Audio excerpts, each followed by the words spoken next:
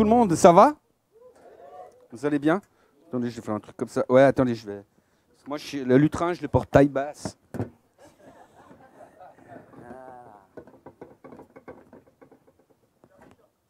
Merci. Vous savez, ce matin, quand on était en train de prier avec l'équipe, là, je me disais, il y a deux choses qui se passent dans ma vie, dans cette saison. La première, c'est que j'ai besoin de vacances. Donc, je me réjouis voilà, des semaines qui restent. Puis en même temps, je me disais, mais est-ce que ça m'embête qu'on va faire ces coupures parce que j'aime ce qu'on vit ensemble et j'aime voilà, tout ce qu'on peut partager. Donc voilà, mon cœur est déchiré, mais je pense que ça va être un bon temps aussi. C'est barbecue parce que voilà, il ne faut pas confondre barbecue et grillade, contrairement à ce qui a été dit. Voilà. J'embête. Ça va les amis? Vous savez, dimanche dernier, on a eu Mado Lehmann. Elle nous disait que le thème de son message, hein, c'était sur Proverbe 3. Il lui avait été donné le dimanche précédent. Et moi, dimanche dernier, j'ai dit, ben, Seigneur, il faudrait que tu me donnes le thème du mien. Et la réalité, c'est qu'avant mardi soir, ça ne venait pas, et vraiment. Mais moi, je priais, tu vois, ça faisait, voilà, 2 jours presque que je priais en continu, en disant, mais Seigneur, qu'est-ce que tu veux que je dise, qu'est-ce que tu veux que je libère, etc. Et puis il y a une pensée qui a habité mon esprit, c'était mais qu'est-ce que tu portes ces temps? Qu'est-ce qui habite en toi? Qu'est-ce qui est en gestation en toi? Et en fait, ce qui m'habite, c'est un sujet que j'ai apporté dernièrement au Gospel Youth, c'est le sujet qu'on a vu aussi dans les bases, c'est tout ce qui se joue au niveau du combat, au niveau de nos pensées. Et vraiment, j'ai reçu un feu vert du Saint-Esprit pour aller là-dedans. Mais très vite, je me suis retrouvé confronté à un démon qui s'appelle Yvon. Est-ce que vous connaissez le démon Yvon? C'est le démon qui dit... ouais, ils vont dire quoi? Ils vont penser quoi? Tu sais, ils vont dire, mais c'est un sujet dont on a déjà parlé. Ils vont dire, mais tu sais, le pasteur, il a besoin de vacances, en effet. Tu sais, on connaît le truc, etc. On a déjà ça. Et ils vont penser, on aurait mieux fait de rester au lit. Et vous savez à quoi on reconnaît que c'est un démon, Yvon? C'est qu'il dit toujours des trucs négatifs. Tu vois, à aucun moment tu dis « Ouais, ils vont être contents d'en apprendre plus sur le sujet. Ils vont être reconnaissants d'avoir des nouvelles clés de victoire par rapport à leurs pensées. Ils vont être heureux, pousser des cris de joie, taper des mains et dire « Donne-nous le titre du message, donne-nous le titre du message. » Merci. Non, mais soyez un petit peu patient, s'il vous plaît.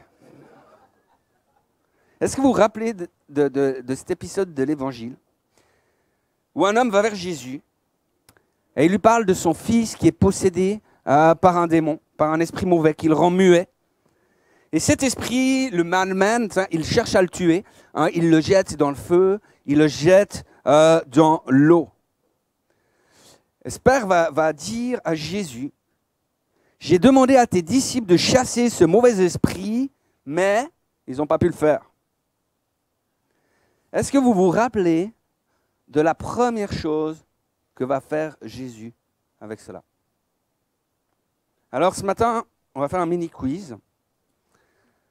Mini, hein, il y aura juste 3 possibilités de répondre. Donc vous n'avez pas le droit à un joker et pas le droit à appeler un ami, évidemment. Voilà, c'est pas possible. Donc, tu peux mettre la vidéo, merci beaucoup. La réaction immédiate de Jésus, c'est quoi? Petit A, il délivre l'enfant. Petit B, il engueule ses disciples. Petit C, il enseigne ses disciples. Alors dites-moi, qui dit réponse A? Il délivre l'enfant. Qui dit ça? Ok.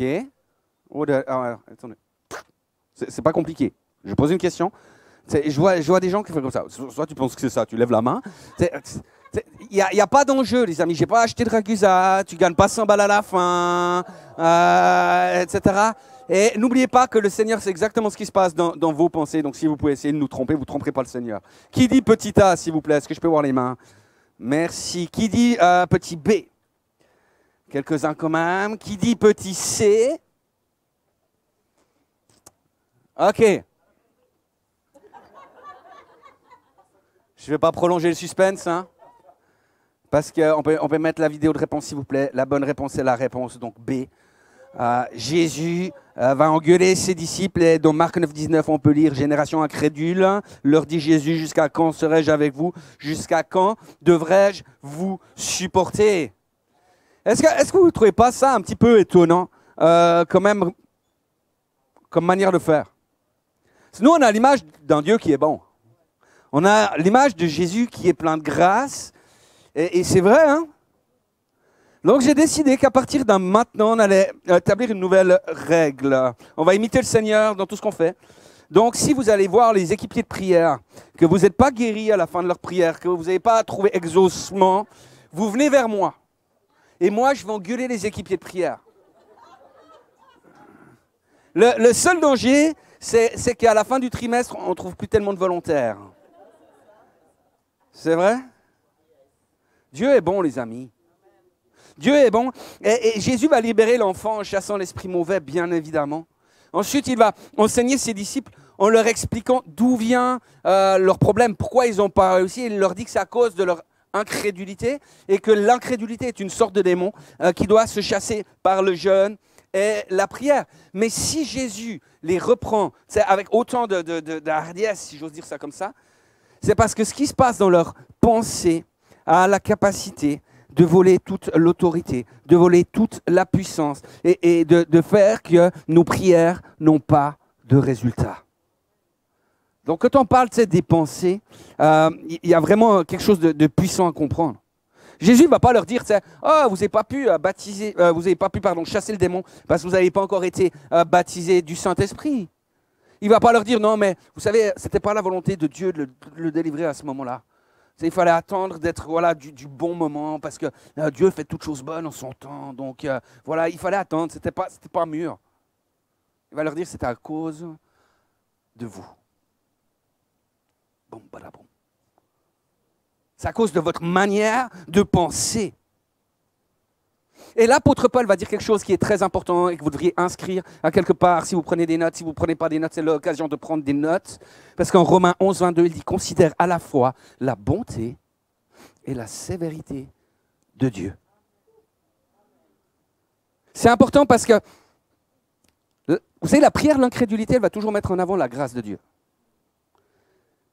Mais un peu comme nous, pour nous excuser finalement de nos manquements, de nos échecs, de nos erreurs, parce qu'elle ignore la sévérité de Dieu, elle ignore les saints jugements de notre Seigneur. Après, à la Pentecôte, ces mêmes disciples qui vont galérer à essayer de chasser un démon, ils vont chasser 1000 à la pélée, ils vont y aller, ils ne vont pas avoir de problème, ils vont avoir des signes, ils vont avoir des miracles qui accompagnent leur vie. Et j'aimerais dire une chose, c'est que vous savez, la même puissance qui était sur les disciples, elle est sur nous. Cette puissance qui a ressuscité Jésus-Christ d'entre les morts, elle est sur nous. Donc, je veux dire, ça ne se dilue pas avec le temps.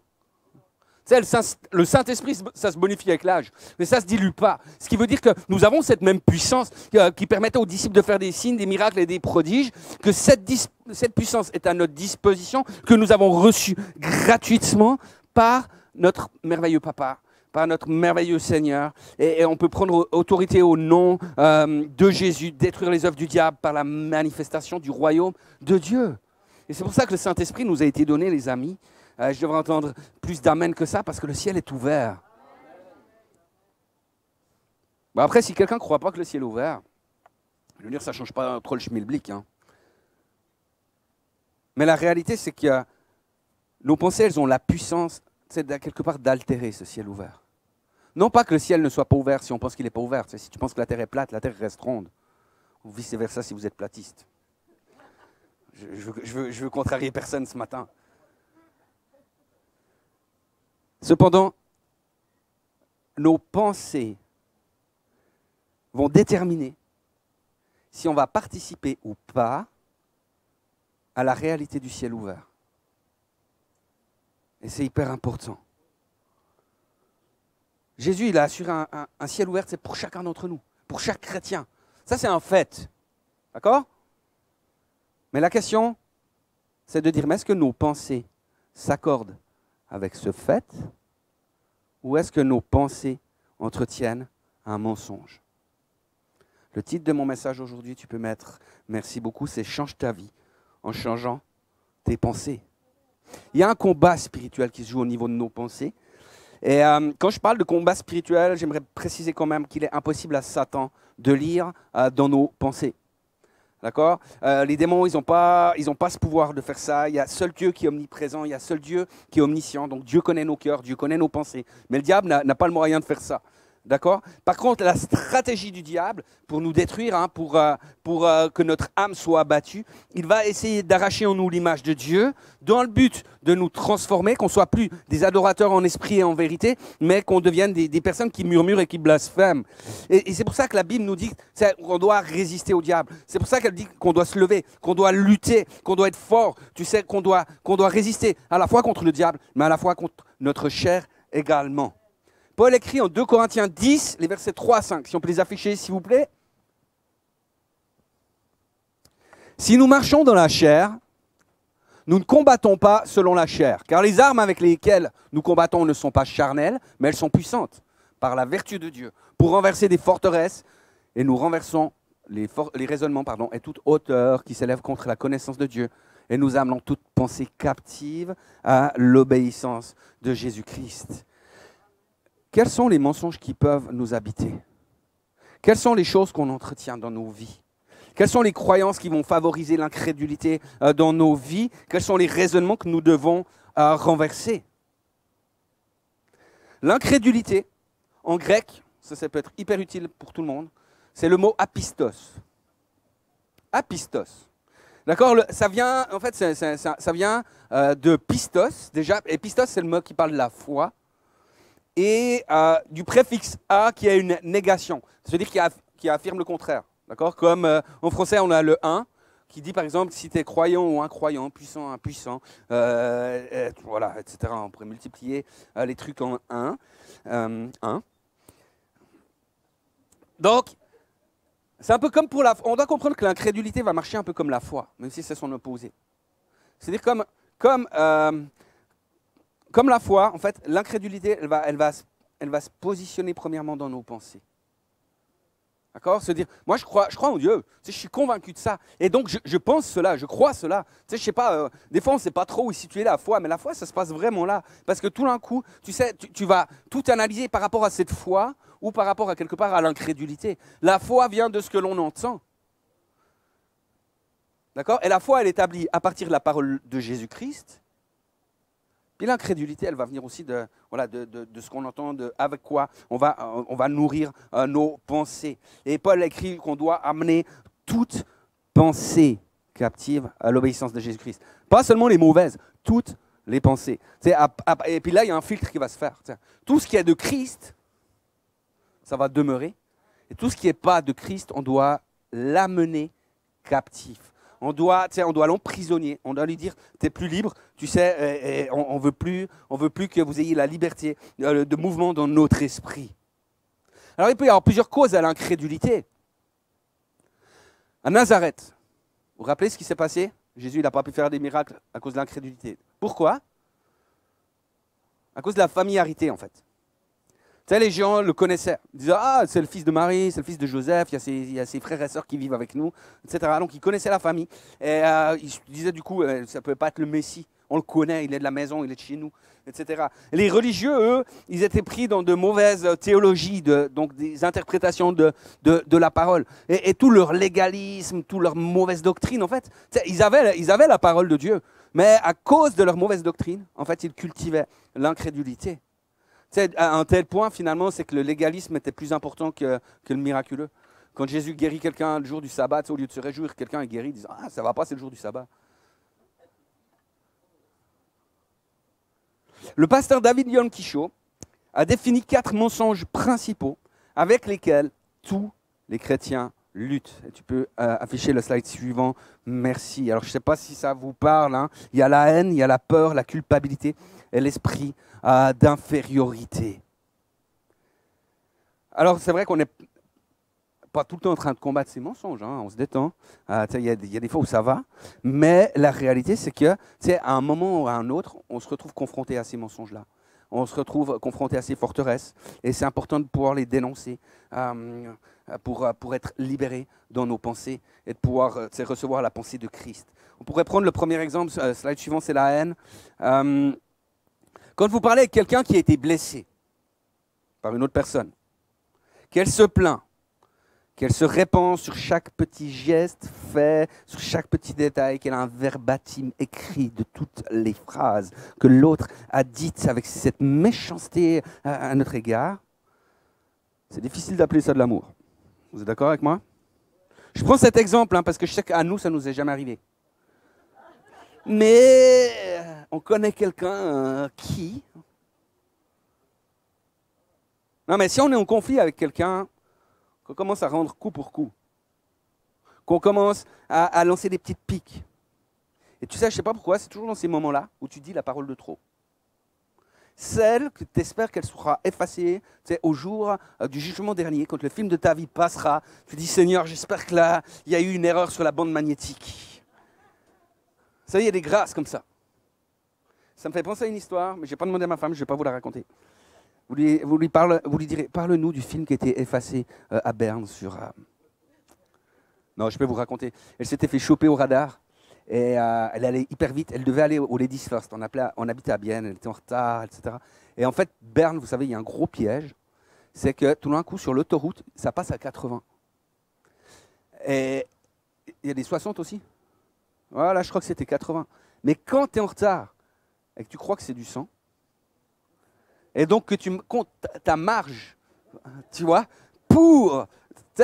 où tu te dis, là, c'est encore acceptable si je me fais choper au radar, et que c'est 80. Ça fait mal. Et bref, Sabine avait une grosse sanction, etc. Le permis devait gicler. Et puis on attendait. Puis comme elle devait faire ça, elle faisait ses papiers là pour avoir les papiers suisses, etc. Elle devait savoir s'il y avait un jugement contre elle ou pas, etc. Ça venait pas. Au bout d'un moment, elle téléphonait à la police pour savoir. Elle dit, mais on n'a rien, monsieur. Puis elle dit, ouais, mais, etc. Elle dit, mais je peux vous dire, c'est tel et tel agent qui m'a... Ils ont donné le numéro de l'agent de police.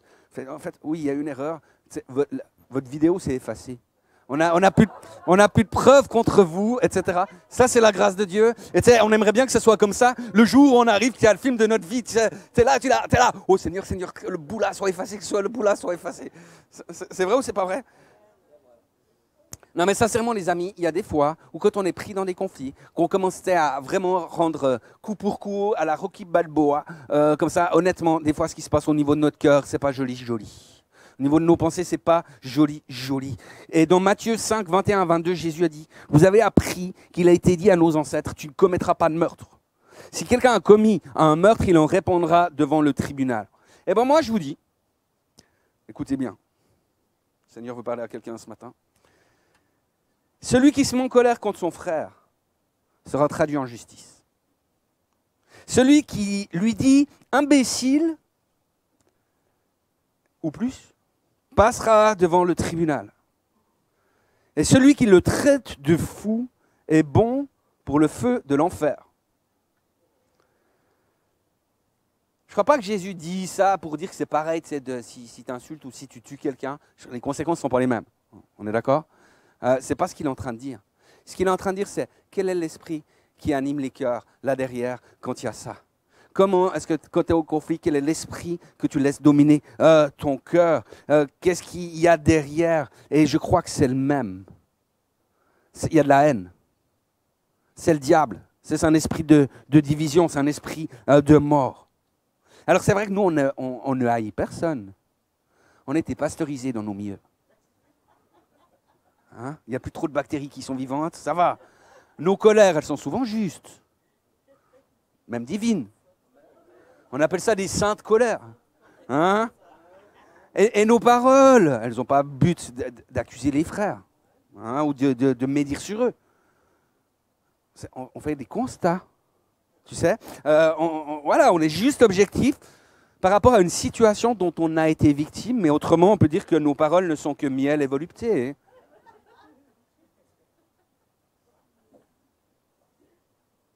Mais dans les conflits des amis, c'est quel esprit qui nous anime vraiment? Qu'est-ce qui habite nos pensées, nos cœurs? Et moi, je crois que c'est facile de verser dans la haine. C'est facile. Je crois qu'il y a une clé qui peut nous permettre de discerner en fait l'esprit qui est derrière. C'est un moment, tu sais, Jésus nous a chargés d'un ministère, c'est le ministère de la réconciliation. Donc si tu es fâché avec quelqu'un, en fait, est-ce que dans ton cœur, malgré toutes les blessures subies, on ne remet pas en cause qu'il y a des injustices dont on peut être victime, d'accord? On ne remet pas en cause que les choses qu'on nous fait, elles ne sont pas forcément bonnes, Mais est-ce que dans mon cœur, je désire œuvrer pour pardon, c'est dur à dire, la réconciliation ou, c'est le gars qui en veut à quelqu'un, il est là, est-ce que je suis prêt à œuvrer pour la réconciliation, pour la restauration de la relation? Et je parle évidemment, on est dans des situations où c'est possible. Hein. On ne parle pas de situations spéciales avec des abuseurs, des trucs comme ça. On n'est pas là-dedans. Mais est-ce que je suis prêt à chercher la restauration de la relation ou à quelque part je veux obtenir justice, réparation pour le mal qui m'a été fait? Je veux qu'on m'entende, qu'on m'entende. Voilà. Parce que souvent c'est la clé pour savoir si quelqu'un a pardonné ou pas. Parce que la réalité, c'est que quand tu ne pardonnes pas, tu tiens des comptes. Non, mais j'ai pardonné. Pas de souci, je lui ai pardonné. Mais il m'a quand même fait ci. Hein. Puis il m'a quand même fait ça. Et puis dès qu'il y a un truc qui...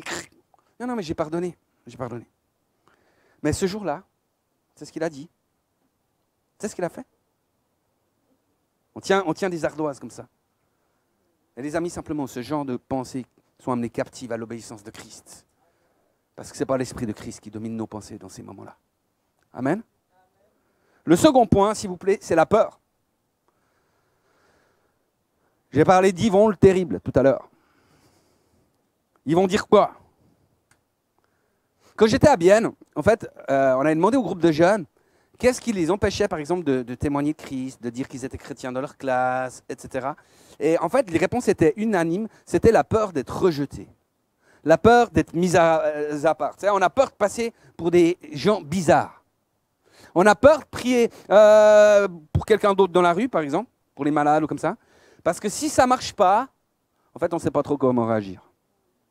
En fait, on ne s'inquiète pas trop de celui qui n'est pas guéri. On a un peu l'habitude que ça ne marche pas.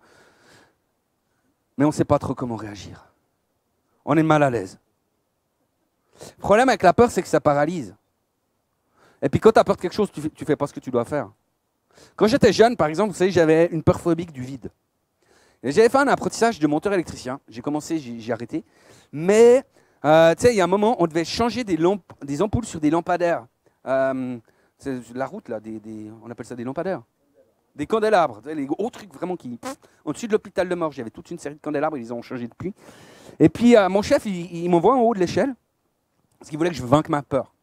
Et comme c'était quelqu'un qui a vraiment été c'était un grand pédagogue, vraiment. Donc il me criait dessus. Donc moi je montais l'échelle, c'était plus pour être sûr de ne pas me faire mordre par mon chef, que, tu sais, etc. Après quand tu arrivais en haut, tu disais wow, qu'est-ce qui se passe, tu sais, ton coup. Et en fait la réalité c'est que moi j'avais vraiment cette trouille. Hein. Donc je montais en haut de l'échelle, tu sais, et quand j'arrivais, je m'agrippais comme ça au travers des pachons de l'échelle. J'avais d'un côté une visseuse pour pouvoir dévisser le machin du candélabre. J'étais censé lâcher, tu sais, pour essayer d'enlever le globe et changer l'ampoule. Ces frères et sœurs, heureusement que je n'avais pas peur des araignées parce qu'il y en avait plein en plus. Et moi, en haut de l'échelle, je pleurais toutes les larmes de mon corps. Tu sais, je ne pouvais pas redescendre. J'ai mon chef qui hurlait. J'étais bloqué. Parce que j'avais peur. Donc s'il y a eu la lumière dans cette rue, ce n'était pas grâce à moi. Mais la peur se vainc. C'est vrai? La peur n'est pas une fatalité. La solution à la peur, c'est l'esprit d'adoption. Si tu as peur de choses, c'est que tu dois te repositionner par rapport au Père, dans l'esprit d'adoption. Paul a écrit, « Vous n'avez pas reçu un esprit de servitude pour être encore dans la crainte, mais vous avez reçu un esprit d'adoption par lequel nous crions « Abba Père ». Si ton enfant est en haut du candélabre sur l'échelle, tu lui dis « Saute », il va sauter. Et toi, tu vas essayer de le rattraper. Mais la bonté de Dieu, c'est quand nous sautons, elle nous rattrape toujours, d'une manière ou d'une autre. Et en même temps, ça fait macroniste un peu, hein, on doit considérer la bonté de Dieu et sa sévérité. Parce que la réalité, Jésus dit, « Quiconque me reniera devant les hommes, je le renierai aussi devant mon Père qui est dans les cieux. » Et je crois que ce que ça veut dire, c'est parce qu'on peut toujours se culpabiliser des trucs, ça viendra la culpabilité. C'est le point suivant. Mais la réalité, c'est qu'il y a une responsabilité par rapport à ça. Et Jésus, elle est en train de nous dire, mais tu ne peux pas te cacher derrière ta peur toute ta vie. Tu ne peux pas te cacher derrière Yvon. Tu ne peux pas te cacher derrière des choses comme ça. Il y a un moment donné, il faut traiter la chose. Et l'important, c'est que lorsqu'on demeure dans l'amour de Christ, notre peur, elle va changer. On demeure vraiment dans cette identification à la famille de Dieu, au Père, à l'adoption, à cette réalité-là. Et dans cette relation intime, on va devenir fou, amoureux de notre Seigneur Jésus. On va expérimenter son amour. Et dans 1 Jean 4, 18 à 19, il est écrit: dans l'amour, il n'y a pas de place pour la crainte, car l'amour, parvenu à une pleine maturité, chasse toute crainte. En effet, la crainte suppose la perspective d'un châtiment. L'amour de celui qui vit dans la crainte n'est pas encore parvenu à sa pleine maturité. Quant à nous, nous aimons parce que Dieu nous a aimés le premier. Amen. Alors allons sur la culpabilité, c'est le point suivant. Volontiers si tu mets. Nos pensées vraiment doivent rester sous la domination, si je peux dire ça comme ça, de la croix. C'est sous la seigneurie de la croix. Paul va écrire: je n'ai pas eu la pensée de savoir parmi vous autre chose que Jésus-Christ, et Jésus-Christ crucifié. Et le travail du Saint-Esprit en nous avant notre conversion, qu'est-ce qu'il va faire? Il va nous convaincre. Il nous convainc de péché, de justice et de jugement. Jusque-là, ça va? Il nous permet de faire quoi? De tourner nos yeux vers Jésus-Christ crucifié. Et on reçoit là le pardon de tous nos péchés. On devient fils et fille de Dieu, héritier du Père. Il nous donne une famille sur terre qui est l'Église. Il nous donne aussi une maison dans le ciel. Il est en train de nous la préparer là. Et cette maison, on va passer l'éternité dedans. Amen. Après notre conversion, le Saint-Esprit continue à faire son œuvre en nous. Il agit avec la sanctification. Il nous enseigne, il nous rend semblables à lui, il déverse son caractère en nous, c'est le fruit de l'esprit. Il nous baptise de feu, il nous donne ses dons pour qu'on puisse servir dans le corps et qu'on puisse servir dans le royaume, qu'on puisse manifester le royaume de Dieu sur la terre. Mais quand quelqu'un vit sans cesse dans la culpabilité, il ne vit pas dans la grâce de Dieu. Il vit sous la condamnation. Parce qu'il se sent indigne, il se sent misérable, il se sent coupable. Et puis cette personne va penser que Dieu ne se réjouit pas d'elle. Et puis elle va prier, elle va demander 1000 fois pardon, 10 000 fois pardon, 100 000 fois pardon, 1 million de fois. Et puis elle se sentira toujours coupable. Et c'est quelque chose de terrible. Parce que vous savez, à quelque part, cette personne, elle va se priver de force. Parce que la Bible dit que la joie de l'Éternel sera notre force. Elle va être privée de force. Et moi, je crois qu'il y a une clé pour ça, vraiment. Mais c'est important parce que, vous savez, le diable, c'est l'accusateur des frères. Vous êtes d'accord jusque-là? Mais je vais vous dire une chose, c'est quand il y a une personne qui vit avec cet esprit de culpabilité, en fait, le diable, il n'a pas grand-chose à faire. Elle fait cette accusation elle-même. Alors, de temps en temps, il vient, il rajoute une briquette, au cas où. S'il voit que tout d'un coup, ça va mieux. Mais il n'a pas besoin de trop faire quelque chose. La Bible dit que si notre cœur nous condamne, que Dieu est plus grand que notre cœur, qu'il connaît toutes choses. Mais je trouve que c'est important parce qu'il y a tellement de versets qui nous parlent de l'amour de Jésus, de la grâce de Jésus, du pardon qu'on a reçu, de cette affiliation, de cette adoption, qu'on n'est plus sous la condamnation, qu'on est vraiment des filles et des fils de Dieu. C'est important de pouvoir se rappeler que Dieu te regarde. Ça, c'est vraiment une clé. Si tu te sens toujours condamné, pense à une chose, c'est que maintenant tu es fille ou fils de Dieu. Et que Dieu te regarde de la même manière qu'il regarde le Fils, qu'il regarde Jésus. En fait, Dieu, il te regarde puis il dit: voici mon fils, voici ma fille. Et sur elle, dans elle, j'ai mis toute mon approbation. Je me réjouis de qui elle est. C'est de changer vraiment ce regard que tu peux avoir sur qui est Dieu. Vous savez, dans la parabole des talents, le serviteur qui n'a pas fait fructifier son talent, c'est parce qu'il avait une mauvaise image du maître. Tu sais, moi, je savais que tu étais un maître dur, injuste, etc. Tu sais? Et à cause de cette mauvaise perception, à cause des mauvaises pensées, Il se tient loin de la grâce de Dieu. Et je crois que vraiment c'est important de pouvoir faire taire ces mensonges-là. On a toujours besoin de la croix, on a toujours besoin de revenir à la croix. Mais c'est pour pouvoir marcher en nouveauté de vie. C'est parce que nous sommes morts avec Christ, mais nous sommes aussi ressuscités avec Christ. Et nous régnons avec Christ. Amen. Amen. Alléluia.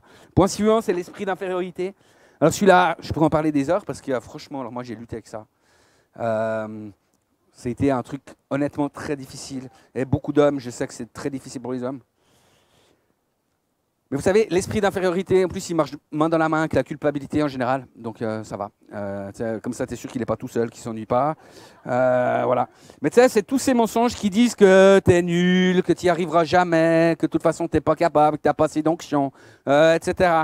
Plein de choses, finalement, qui fait que tu vis dans la comparaison, dans l'envie, dans la jalousie, plein de trucs comme ça. Tu sais, c'est hyper bon. C'est hyper destructeur pour ton âme. Donc voilà, si vous avez ça, je vous encourage à vraiment traiter parce que ça vaut la peine d'être libéré de ça. Amen. Vous savez ce qui se cache derrière l'infériorité, l'esprit d'infériorité? Oui, il n'y a pas besoin de le dire. Non, l'esprit d'infériorité, en fait, c'est une forme d'orgueil. En fait, celui qui souffre de ça, hein, il pense qu'il est vraiment trop nul pour que Dieu puisse l'utiliser. En gros, l'orgueil, c'est à la fois le fait d'être tellement égocentré, c'est qu'on pense qu'on peut se débrouiller tout seul, qu'on n'a pas besoin de Dieu, hein, qu'on est hyper fort. Et c'est aussi l'orgueil, c'est aussi le fait d'être tellement égocentré qu'on pense que Dieu n'a pas assez de puissance pour faire quelque chose avec soi. Et le problème avec ça, c'est que Dieu fait grâce aux humbles, mais qu'il résiste aux orgueilleux. Donc à quelque part, en effet, Dieu ne va pas faire, mais ce n'est pas parce que lui ne veut pas, mais c'est parce qu'à quelque part, il y a cet orgueil qui est là. Donc la clé, c'est véritablement de pouvoir revêtir une véritable humilité, de pouvoir reconnaître qu'on est des vases d'argile. Tu sais, mais le trésor, il est en nous. Tu sais, l'argile, c'est un peu fêlé des fois. Et je vise personne. Mais le trésor, il est en toi. Et ça, c'est un choix qui est glorieux, parce que c'est en nous que Christ est l'espérance de la gloire.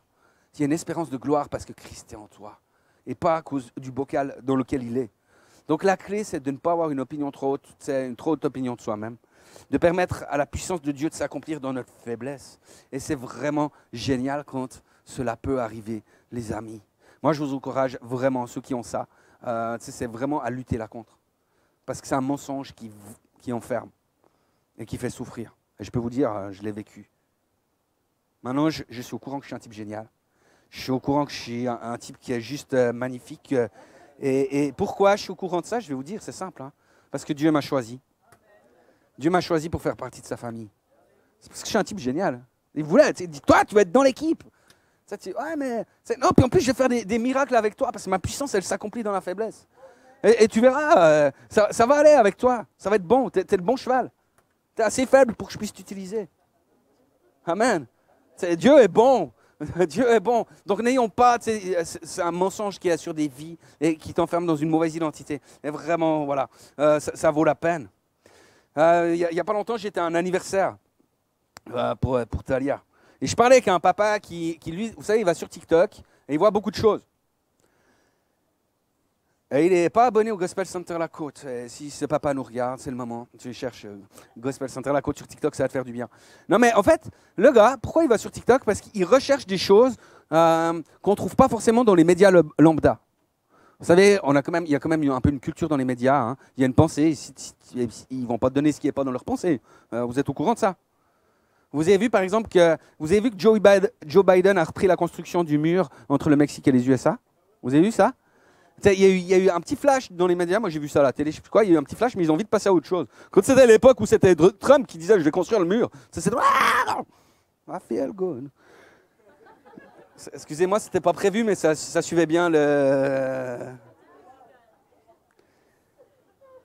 Pourquoi? Simplement parce que les médias, quelque part mainstream, hein, ils ont une pensée, c'est dire que voilà, Trump, il est pas dans le truc, donc dès qu'il fait un truc, il le sac. Par contre, quand quelqu'un fait pareil, ils disent rien, quand c'est leur ami. Et ça, c'est une réalité. Alors, c'est vrai que si tu veux élargir un peu ton regard sur l'actualité, tu es obligé d'aller regarder un peu les médias un peu alternatifs comme ça. Et TikTok, il fait un peu ça. Le problème, c'est que TikTok, leur but, c'est de te faire consommer voilà, leur truc. Donc, ce qui fait que si tu cherches un truc sur TikTok, ils vont te bombarder de vidéos. D'ailleurs, je me réjouis parce que vous savez, chez nous, c'est Marie Emler qui gère le TikTok et tout ça. Et hier, je suis allé voir de la Youth. Il y a plein de trucs sympas avec les montées des vaches, etc. Donc, elle va voir plein de vaches la semaine prochaine. Elle va être contente. Elle va être bénie. Elle va se dire, il fait quoi le pasteur de nouveau, tu sais. Voilà. Et bref. Mais le problème avec ça, c'est que, tu sais, alors toi, tu commences à regarder quelque chose. Puis eux, ils vont te bombarder d'informations qui vont dans le même sens ou pire. Et le problème, c'est que tu peux tomber sur des trucs hyper glauques. Et ce papa me disait, parce que pourquoi je dis ça, je vais arriver à quelque chose évidemment, ce papa me disait qu'en fait, ça le rendait anxiogène. Que tout ce qu'il voyait le rendait anxiogène, etc. Et à quelque part, c'est logique, hein, parce que notre foi vient de ce qu'on entend. Et il y a une chose qui est sûre, les amis, quelle que soit notre manière de comprendre le monde, quelle que soit notre manière de lire les médias, la réalité, hein, que ce soit des médias mainstream ou des médias alternatifs, on est dans la pensée du monde. Ce qu'ils vont vous donner, c'est la pensée du monde. La vérité, elle est dans la parole de Dieu. La vérité est Christ. Le reste, c'est la pensée du monde. Paul écrit en Romains 12, les versets 1 à 2, si tu peux les mettre, s'il te plaît. Je vous invite donc, frères, à cause de cette immense bonté de Dieu, à lui offrir votre corps comme un sacrifice vivant, saint et qui plaise à Dieu. Ce sera là, de votre part, un culte spirituel. Ne vous laissez pas modeler par le monde actuel, mais laissez-vous transformer par le renouvellement de votre pensée pour pouvoir discerner la volonté de Dieu, ce qui est bon, ce qui lui plaît, ce qui est parfait. Amen. Dernièrement, j'ai appris une expression. Elle doit trouver son origine dans le monde paysan. Voilà. Je ne suis pas que ça soit très parisien comme expression, mais elle dit « Ce n'est pas le jour de l'abattoir qu'on engraisse le bœuf ». Et je trouvais hyper intéressant, parce que je me suis dit, quand on parle d'offrir nos corps comme un sacrifice vivant, ça veut dire quoi?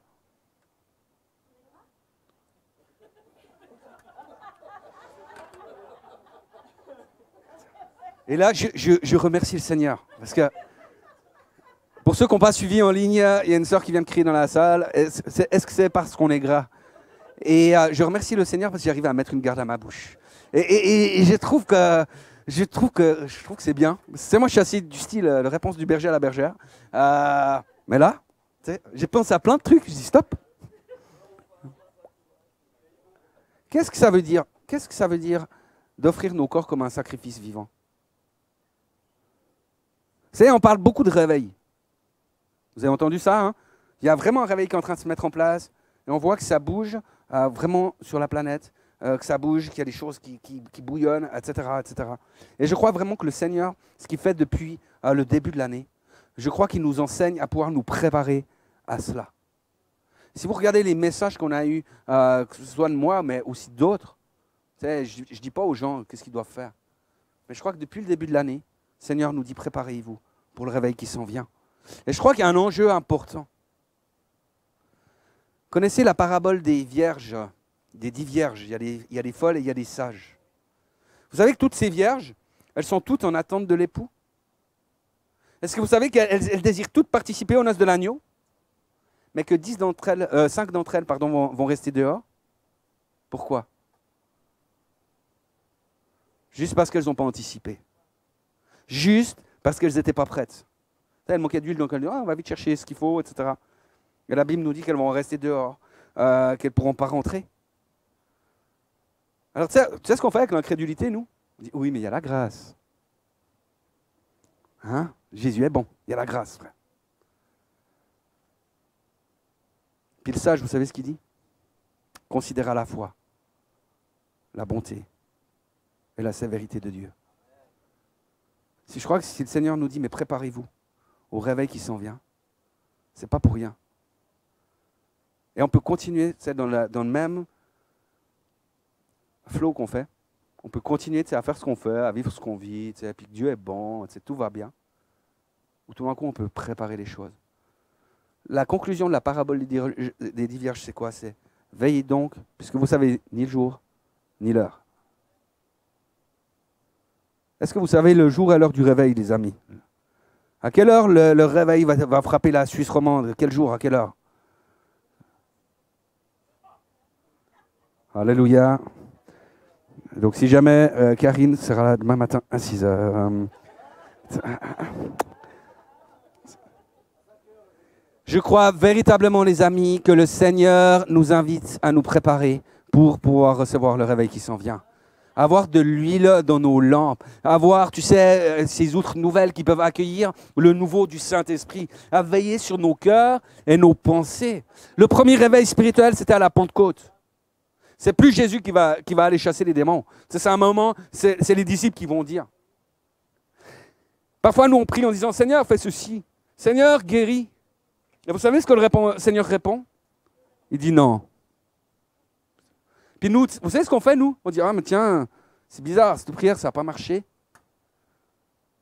Ça dit, pourtant, bon, faut croire que ce n'était pas le bon timing. Ce n'était pas la volonté de Dieu. Et Dieu nous dit, mais non, tu n'as pas compris.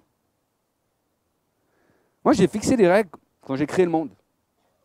J'ai donné à l'être humain toute autorité sur la terre. Ce qui s'est passé, c'est que vous avez filé ces clés d'autorité à Satan, vous avez perdu votre autorité, et j'ai envoyé mon fils.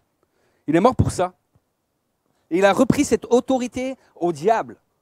Et il vous l'a rendue à vous qui êtes mes fils et mes filles, à un tel point qu'il dit, mais tout ce que vous lirez sur la terre sera lié dans les ciels, et tout ce que vous délirez sur la terre sera délié dans les cieux. Ça veut dire quoi? Ça veut dire que Dieu il dit, mais moi je t'ai donné mon aval à ce que les choses puissent se passer, parce que je t'ai rendu l'autorité.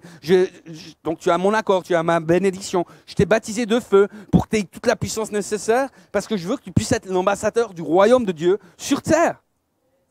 Donc quand je te dis non, c'est pas que je veux pas. Quand je te dis non, c'est que je peux pas. Parce que je me suis fixé des règles, j'ai fixé des règles. Et je me plie aux règles que j'ai fixées. Mais toi, vas-y. J'ai confiance en toi. J'ai confiance en toi.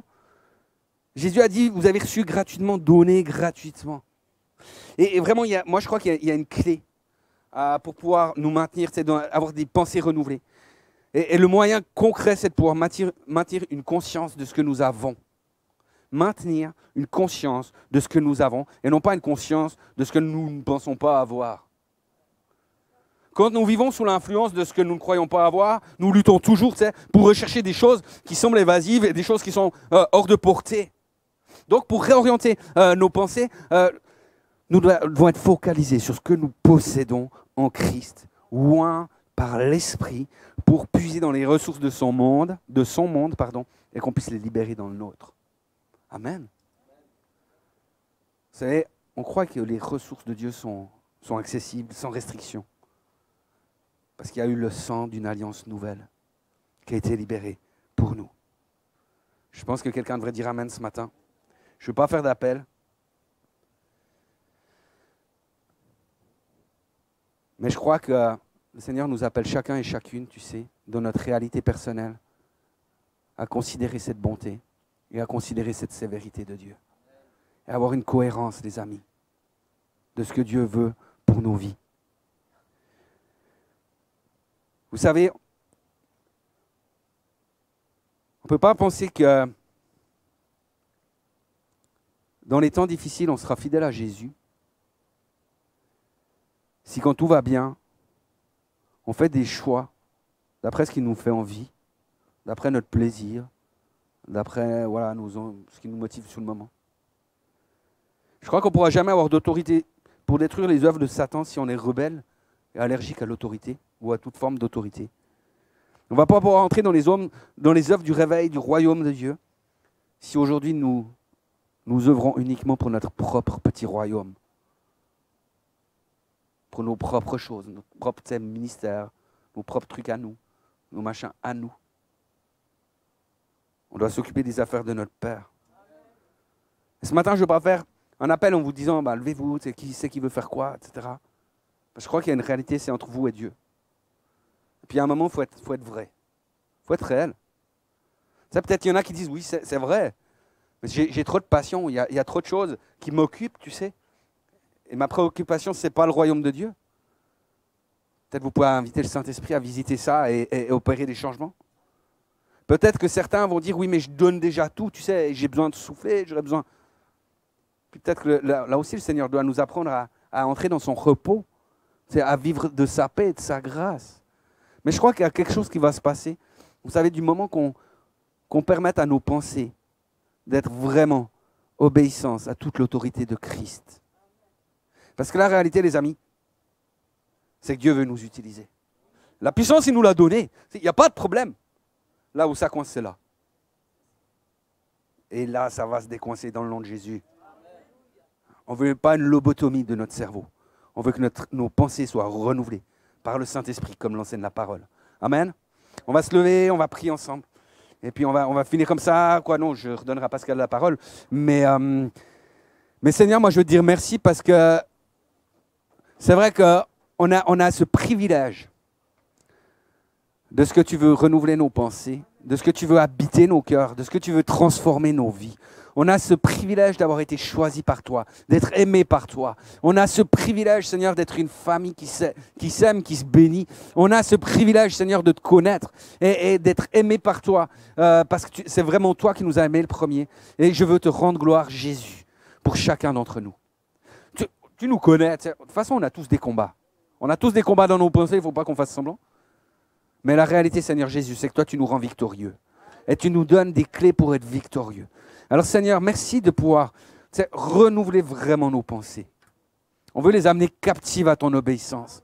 Que toutes celles qui ne sont pas de toi, Seigneur, puissent vraiment disparaître. Que les plaies qu'on peut avoir dans nos cœurs soient guéries maintenant dans le nom de Jésus. Que les histoires, que le passé, que les choses qui nous ont déformé des fois nos pensées, vraiment puissent être comme clouées à la croix et que nous puissions marcher en nouveauté de vie. Merci Seigneur d'étendre ta grâce, ta bénédiction sur chacune des personnes ici, sur leur famille, sur leur avenir, sur leur futur, sur tout ce qui fait leur vie, qu'ils soient renouvelés, guéris, que ce soit au niveau de l'esprit, de l'âme ou du corps, pour la puissance du nom de Jésus. Amen.